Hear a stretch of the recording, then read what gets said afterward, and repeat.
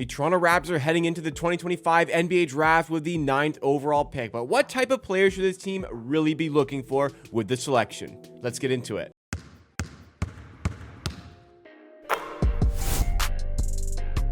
Welcome back, everybody. This is Amateur Sports, the YouTube channel dedicated to Toronto Raptors content and videos like this and live streams. Make sure you smash that like button if you enjoy along the way and subscribe for more Raptors content, because all of the different archetypes I'm going to be covering over the course of the video. Well, we're going to be looking at the players that fit these archetypes and they fit the Raptors in more in-depth videos as we get towards that NBA draft. You're not going to want to miss out on all of that great content, so stick around with Amateur Hour Sports. But today, we're going to be covering the 3 different types of players I think the Raptors should really be zeroing in on for the upcoming NBA draft. And, when we talk about positions, we talk about fit, the grand old question always comes up again ahead of the draft. Is it talent or is it fit? What should a team be looking for? And in the end of the day, the answer should always be essentially talent, but talent to a certain extent. There can't be 100% talent, 0% fit, or 100% fit, 0% talent. There needs to be a bit of a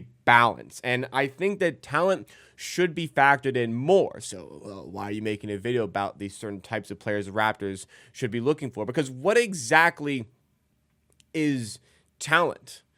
Because there are some players who are clearly talented in college who put up these outrageous numbers. Like, we've had college national players of the year who don't have any future in the NBA. So clearly these players are talented, but there needs to be a certain balance alongside the fit as well. So we're going to be looking at the things that I think the Raptors will be valuing fit-wise and the attributes associated with the players in these positions that will make the Raptors feel as though they have the talent to be selected in that position, because it is within the Raptors' nature typically to go talent first when it comes to the NBA draft. But there is a very glaring issue with this Raptors roster, and it is in the depth in the center position. So the first type of player the Raptors will absolutely be looking at is a center. Jakob Poeltl is fantastic. I sing his praises all the time on this channel, but what happens in the minutes when Poeltl's not on? What happens in, God forbid, a game in which Jakob Poeltl isn't playing? The Raptors really don't have cover in the position, and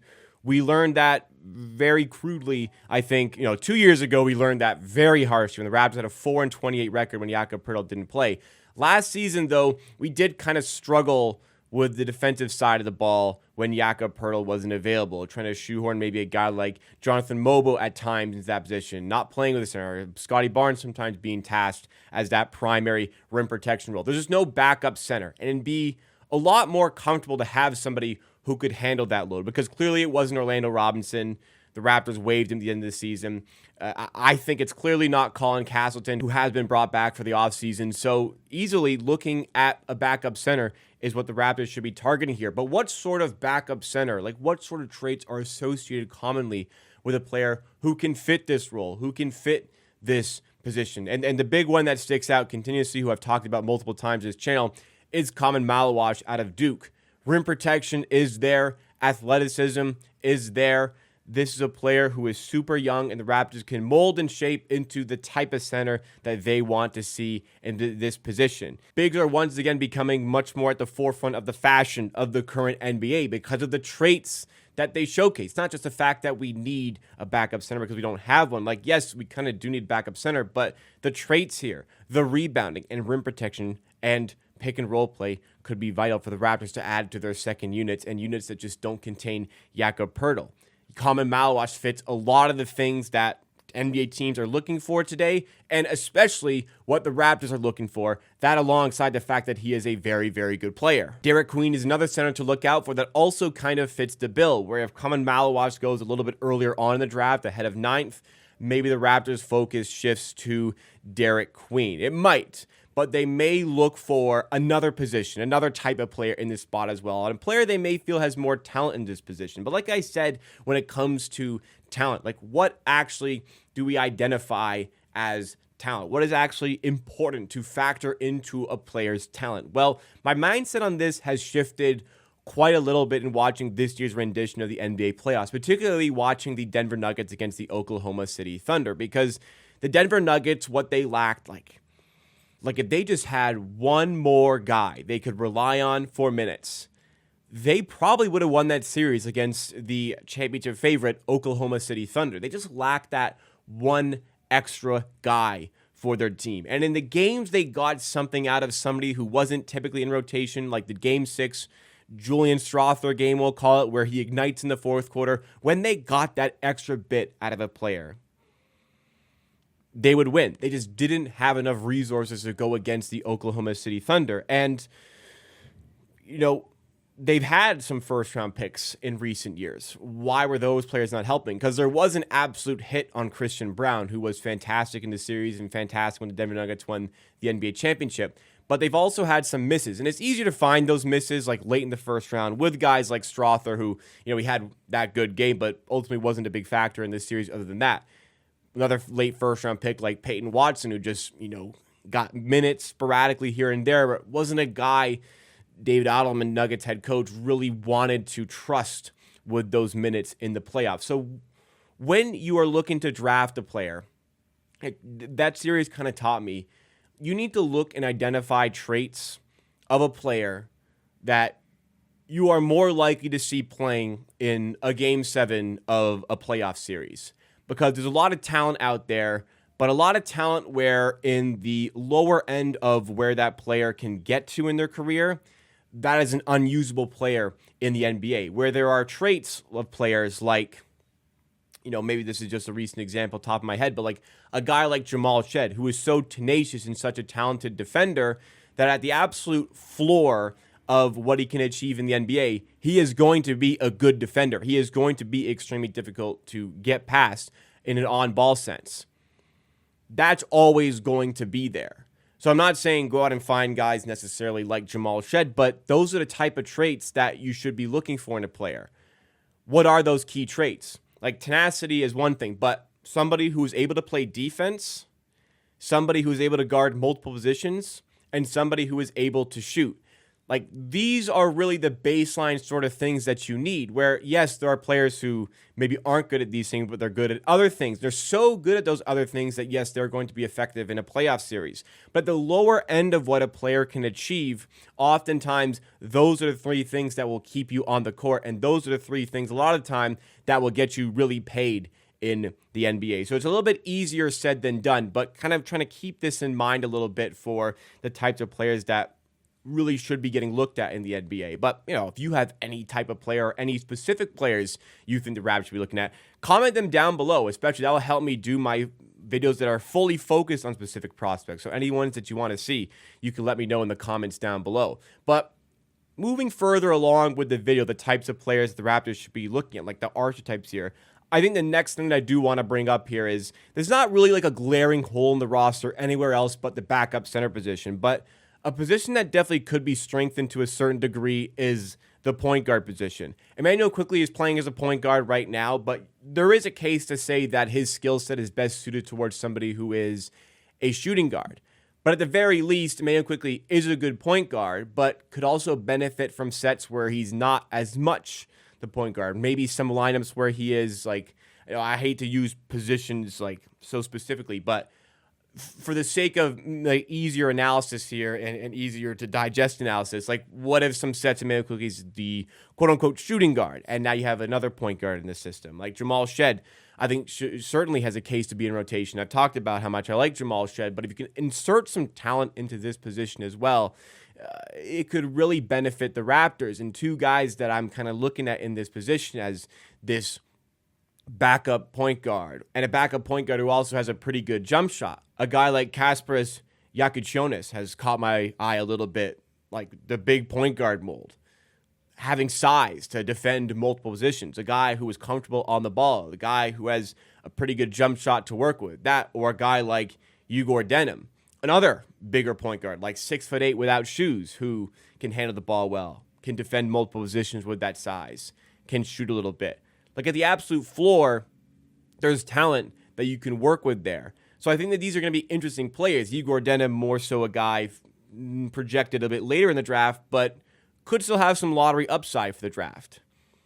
Kasparas Yakutionis might not be available in that spot, but maybe he does. Maybe he falls. Jacoby Walter certainly wasn't expected to fall to 19th overall last year at the draft, but ended up doing so, and the Raptors capitalized. Hopefully he continues to improve next season. But that type of player does intrigue me. It intrigues me a little bit more than somebody like, for instance, Jeremiah Fears, who's measured at 6'2" without shoes. So, we'll call it like 6'3", 6'4" as a point guard, where a lot of it does rely on shooting, and shooting is important, yes, but beyond that, like, what if the shooting isn't quite there? What if he isn't able to create that shot as much? I feel like there's a lower floor for a player like that, which scares me a little bit. But sometimes the bet on the upside for that thing makes you forget about maybe the shortcomings and what the floor could look like. It just is a little bit of a balance once again. But what the Raptors have often sought after is, at the absolute floor of what the player can achieve, they can defend multiple positions and they're super athletic. The Raptors have long coveted the 6'8", 6'9", 6'10", two-way athletic wing who has a big wingspan. Defensive potential is off the charts with that size and with that athleticism, and they're hoping to develop the offense along the way. Like, a really good version of that bet was Pascal Siakam, who really, really far crushed his expectations for what he could achieve on offense, because he started out as like an energy guy off the bench, but has turned into a three-time All-Star, an absolute dynamite forward on offense who breaks down zones, super efficient, such a deep bag at this point in his time with the Indiana Pacers. Kind of trying to recreate that, but like, there has been misses in doing so. Obviously, the big miss and the big blemish on that is Bruno Caboclo, who seemed like a really forced pick by the Raptors in the first round. And that's kind of a bad example, because that was so forced, and that was such a terrible pick, even on the surface. Like, nobody was taking Caboclo anywhere near that region. It was just a really bad selection and a really bad bet. But a much safer bet, like much safer than Bruno Caboclo, but a very interesting player who fits this dynamic, who could kind of turn into this defensive stopper archetype that I want to kind of highlight here. Like, the Raptors still are missing that sort of player as well. As much as the defense got better in the second half of the season, the defensive stopper is still kind of missing on the team. And if I had to pick somebody right now that is that for the Raptors, like, is the best version of the stopper, Ochai Agbaji, at certain points in his brief Raptors career thus far, he kind of has been tasked with that. But perhaps, like, as much as I like Agbaji, perhaps we can do better. And Noah Assange is somebody that is really interesting in this position.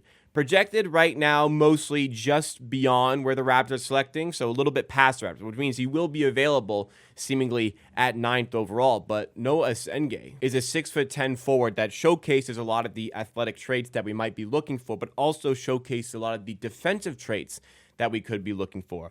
Some of the development needs to happen on the offensive side of the ball, but again, at the very least, a switchable defender, that's somebody that in the lower end of what they can achieve in the NBA has a higher chance of being relevant for the biggest moments of the biggest games, being involved in a key playoff game, in a game 7 of the NBA playoffs. And it's not like there isn't some offensive talent there. It's not like it doesn't exist. It exists. It's just something you need to unlock a little bit more than the defensive side of things. But the Raptors have often bet on themselves to find those different levels for development, and they have showcased that they're able to achieve it quite often. A great track record in the draft with scouting, a great track record in the draft with developing the players that they identify as having the talent.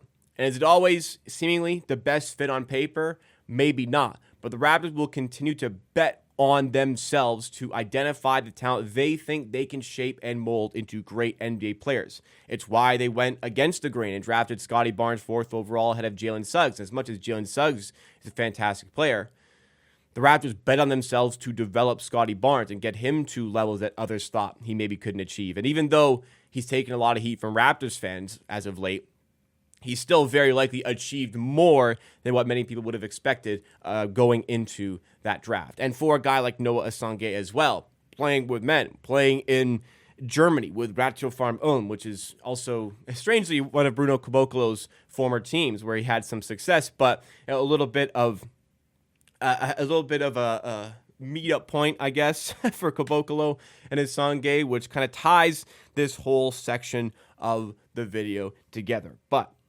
ultimately, talent over fit, but sometimes you need to identify how a player fits into the NBA to determine if they have enough talent to warrant drafting them. So yes, it's talent over fit, but fit has a lot more to do with talent than some people might actually think.